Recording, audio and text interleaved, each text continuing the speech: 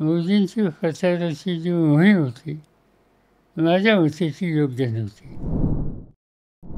मोदी आणि मोदी सरकार यांच्याबद्दलचं भ्रमनिरास झालेलं चित्र हे या निवडणुकीला आपल्याला दिसतं. काही करून सत्ता टिकवायची हे धोरण आज मोदींचं दिसतंय. तो भारतामध्ये योग्य निर्णय घेतात आणि तो वर्षानुवर्षे घेतात.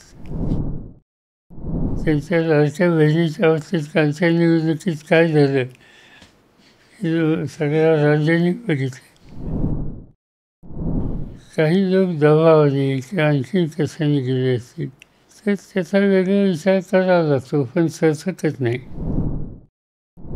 संकट येतात, पण त्यानंतरच्या निवडणुकीमध्ये मला सोडून गेले तर त्या सगळ्यांचा पराभव केला मी आणि पुन्हा तेवढीसारख्याही केली.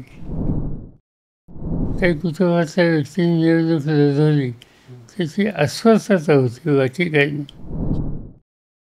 त्यामुळे कुणाचा इतिहास काही कळलं त्यांना आणि नुसतंच कळलं नाही, नव्या सरकारमध्ये त्यांनी सत्ता घेतली पण त्यांना मुख्यमंत्र्याला मंत्री व्हावं लागलं. ती काही अजितच्यात एक आहे त्याची कष्ट करायची तयारी असते.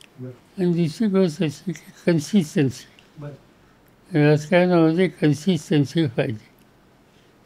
काही असतं ते हल्ली आता त्या लोकांनी जे निर्णय घेतले ते लोकांच्या समोर मतं मागताना कशासाठी मतं मागितली, कोणत्या पक्षासाठी मतं मागितली, कोणत्या विचारासाठी मतं मागितली याचा अर्थ सातत्य नाही.